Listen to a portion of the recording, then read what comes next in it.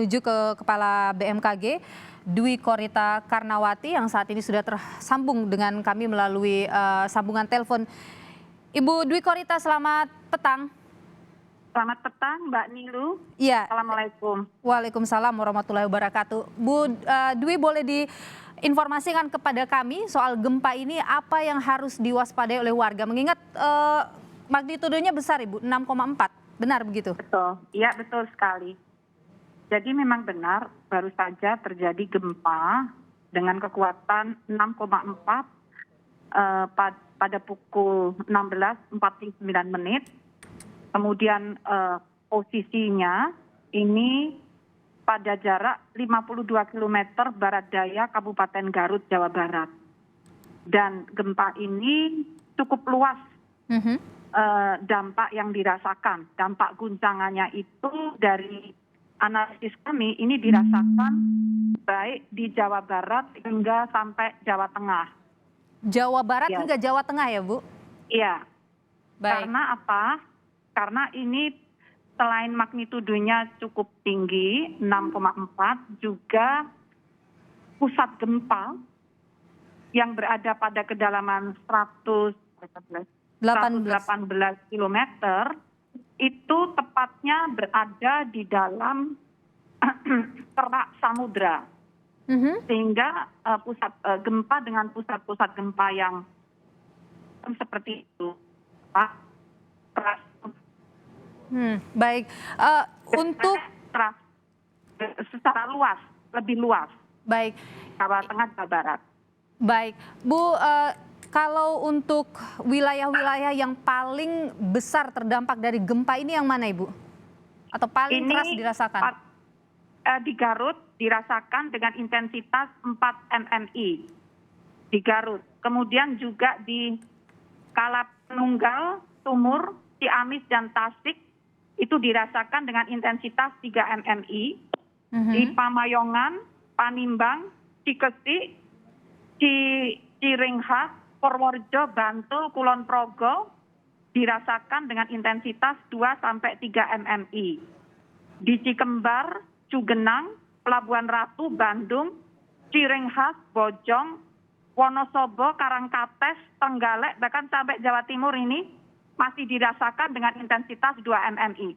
Yang paling keras dirasakan dengan intensitas 4 mmi itu di Garut. Baik. Demikian. Baik, Bu Dwi Korita. Ini kan hari Sabtu ya, Bu. Kami juga mendapatkan beberapa visual warga yang sedang berada di pusat keramaian harus lari keluar, begitu juga warga di tempat-tempat wisata. Apa yang harus kami waspadai atau apa yang harus warga waspadai, Bu? Mengingat tadi yang Anda sebutkan wilayah-wilayah gempa itu juga menjadi atau yang terdampak cukup keras itu juga menjadi wilayah tempat banyak wisatawan berkunjung di hari akhir pekan begini. Ya, jadi yang harus diwaspadai adalah mohon, ini kita belum mencatat adanya gempa susulan, belum tercatat ya. Tapi sebaiknya yang berada di tempat yang tinggi, maksudnya bangunan berlantai tinggi, itu sebaiknya turun lebih dulu, keluar dari gedung. Untuk menunggu perkembangan. Kami terus memonitor itu. Jadi kalau keluar dari gedung itu sudah tepat ya. Mencari tempat yang aman. Demikian. Bu, tadi Ibu sempat menyebut soal ada wilayah-wilayah yang bisa merasakan, koreksi kalau saya salah, sampai 4 mmi begitu ya, Bu. Boleh dijelaskan itu apa, Bu, maksudnya? Nah, 4 mmi itu berarti guncangannya itu dirasakan oleh kebanyakan orang. Jadi ada lampu bergoyang begitu ya, ada bunyi berderit gitu ya. Jadi benar-benar kita merasakan itu terguncang gitu, dirasakan oleh banyak orang. Gitu. Jadi sebaiknya segera keluar dari setelah guncangan itu berhenti. Saat berguncang kita harus mencari tempat yang aman, misalnya melindungi diri dari jatuhan benda-benda ya. Itu saat guncangan, tapi begitu guncangan berhenti, sebaiknya kita segera keluar, mencari tempat yang jauh dari benda-benda yang jatuh begitu. Baik. Soal ketinggian juga harus dihindari ya. Anda juga tadi sebutkan itu. Iya, ya jangan berada di tempat yang tinggi lebih dahulu. Baik. Demikian. Karena ada wilayah pesisir juga Anda sebutkan tadi yang juga terdampak cukup besar, Bu. Ini berpotensi tsunami, Bu? Tidak Tidak berpotensi. berpotensi tsunami. Baik. Ya, dalam pusat gempanya cukup dalam 100 km di bawah permukaan. Baik, karena ini berpusat di Garut, Bu, apakah ini juga akan berpengaruh ke Cianjur? Mengingat di sana juga saat ini masih masih terdampak oleh gempa sebelumnya. Getarannya terasa sampai Cianjur, iya. Tetapi tidak, jadi di Cigenang dekat pusat gempa yang kemarin ini wilayah tersebut merasakan getarannya 2 mmi. Ini tidak begitu kuat. Tidak yang begitu terasa kuat itu di Garut. 2 mmi itu tidak terasa kuat. Jadi wilayah Cianjur itu di 2 mmi ya, Bu? Jadi tidak terlalu berat. Insya Allah aman ya, tidak kuat, hanya 2 mmi. Oke. Yang perlu diwaspadai yang 4 mmi. 4 mmi tadi itu yang di Bandung, Pelabuhan Ratu. Bukan, Bandung, Pelabuhan Ratu bukan 4 mmi. Oh, bukan ya? Garut lagi. Nah, poinnya begini, yang 4 mmi ini bangunan yang tidak tahan gempa itu bisa retak-retak atau rusak. Jadi semoga aja tidak ada bangunan roboh, tapi kami khawatir kalau ada bangunan yang di atas tanah lunak, lalu tidak tahan gempa, itu bisa rusak gitu loh, bisa membahayakan penghuninya. Poinnya itu. Baik, jadi Bu, itu di Garut. Baik, Ibu, saya ingin Ibu menegaskan kembali tadi yang merasakan goncangan hingga 3 sampai dengan 4 mmi, wilayah mana saja, Ibu? Ya. Dulu ya. Ya. Baik, saat ini saudara, kami masih bersama dengan Ibu Dwi. MMI, Mbak. Berapa, Ibu? Halo? Ya. Iya, jadi saya ulangi, yang wilayah yang dirasakan di sampai 3 mmi itu di Kelapa Nunggal, Sumur, Ciamis, Tasik, itu 3 mmi. Yang Garut tadi 4 mmi. Ya, itu yang 3 mmi saya ulangi.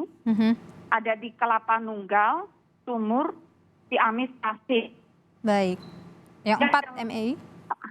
Yang 2 sampai 3, jadi 2 sampai 3 itu di Moyanan, Timbang, Gresik, Cirenggas, Purworejo, dan Progo. Baik. Yang 4 mmi di Garut tadi ya, Bu ya? Iya. Baik. Oke, Bu, masih bersama dengan kami, Bu Dwi Korita. Suara Anda putus-putus, Ibu. Ya, saya masih. Baik, Ibu, jadi untuk dugaan gempa ini sudah diketahui, Bu, apa penyebabnya? Tapi sedang kami analisis. Lagi dianalisis. Baik, suara Anda terputus-putus dengan kami, Bu. Mohon maaf. Oh, baik. Ya. Bagaimana, Ibu? Silakan. Penyebabnya sedang kami analisis. Tapi yang sudah diketahui adalah magnitudo dan pusat gempanya berada itu tadi pada kedalaman lebih dari sekitar 118 km dan posisinya berada di barat daya Kabupaten Garut. Jadi yang dikhawatirkan terdampak bisa arah itu di Garut, di wilayah Garut dan sekitarnya. Tapi semoga itu tidak. Baik. Jadi ini sesar atau lempengan apa, Bu? Halo, bagaimana? Sesar atau lempeng? Oh, ini di wilayah yang menjadi pusat kedalaman gempa itu? Itu adalah lempeng samudra. Lempeng samudra. Ada di dalam lempeng samudra, di kerak samudra. Baik. Pusat gempanya di laut. Pusat gempanya di tengah laut dengan kedalaman 118 km. 18 kilometer di dalam lempeng samudra, kerak samudra. Dan tidak berpotensi tsunami. Tidak berpotensi tsunami. Baik. Demikian. Bu Dwi Korita, mohon maaf, adakah sampai dengan saat ini Ibu mendapatkan informasi soal kerusakan ataupun korban atau dampak dari gempa ini? Tidak, belum informasi itu. Karena yang kami tangani mengenai analisis kegempaannya. Jadi belum ada. Tapi dengan 4 MMI itu berpotensi menimbulkan kerusakan ya, Bu? Kalau rumahnya tidak standar aman gempa, bisa rusak. Bisa rusak. Kalau tidak standar gempa. Baik. Itu. Tapi kalau standar gempa mestinya tidak rusak. Iya. Begitu. Baik. Dan ini berpotensi akan ada gempa susulan, Bu? Kami belum mencatat, belum terekam adanya gempa susulan. Baik. Belum terekam, ya. Tapi perlu untuk waspada akan gempa susulan. Sebaiknya saat ini kita waspada lebih dahulu sambil menunggu perkembangan informasi, terutama yang tinggal di tempat yang tinggi ya. Itu. Baik. Jadi untuk yang tinggal di daerah dataran tinggi ya, Bu ya? Bukan, maksud saya di dalam gedung. Di gedung yang ya. tinggi, oke. Di dalam gedung. Baik, baik. Bu Dwi Korita, karena tadi Anda menyebut ini ada di tengah laut begitu, apakah perlu ada kekhawatiran bagi warga yang tinggal di daerah pesisir, Bu? Maaf, bukan di tengah laut. Bukan di tengah laut. Itu tadi di lepas pantai memang ya. Coba lihat gambarnya. Bagaimana, Ibu? Jadi enggak. Bukan di tengah laut, Mbak. Ada pusat gempanya ada di dalam lempeng samudra. Pusat gempanya. Oke. Boleh dijelaskan soal itu, Ibu? Iya, jadi pusat gempanya ini dalam 118 km di dalam lempeng samudra. Tetapi epicenternya itu berada masih di laut, lebih dekat ke darat ya. Jadi tidak begitu jauh dari darat. Oke. Memang di laut, tapi tidak begitu jauh dari darat. Oke. Ada yang perlu dikhawatirkan untuk mereka yang tinggal di wilayah pesisir, Bu? Karena tidak ada tsunami ya. Jadi insya Allah tidak berpotensi tsunami. Sehingga ya mestinya tidak perlu khawatir karena tidak berpotensi tsunami. Oke, untuk selanjutnya Ibu, pasca gempa ini sekali lagi ada himbauan yang bisa Anda sampaikan untuk masyarakat untuk kewaspadaan tentunya bagi masyarakat. Iya, jadi kami mohon ya kita harus waspada ya, gempa itu bisa terjadi di mana-mana di wilayah Indonesia. Artinya karena negara kita kan memang negara rawan gempa. Oleh karena itu ketika gempa belum terjadi, mohon perhatikan rumah kita, bangunan kita, apakah benar-benar sudah cukup kuat terhadap guncangan gempa tersebut. Perabotan-perabotan kita atur agar tidak menghalangi kita saat harus keluar dari rumah mencari tempat yang aman. Jadi yang penting kewaspadaan dengan tetap tenang. Selama kita paham, kita waspada, insya Allah dapat kita cegah korban jiwa. Demikian. Terima kasih. Saya rasa cukup ya Mbak. Terima kasih. Baik, Ibu Dwi Korita. Terima kasih. Ya. Baik, Ibu Dwi Korita Kanawati, Kepala BNKG, sudah berbagi informasi di Breaking News Kompas TV.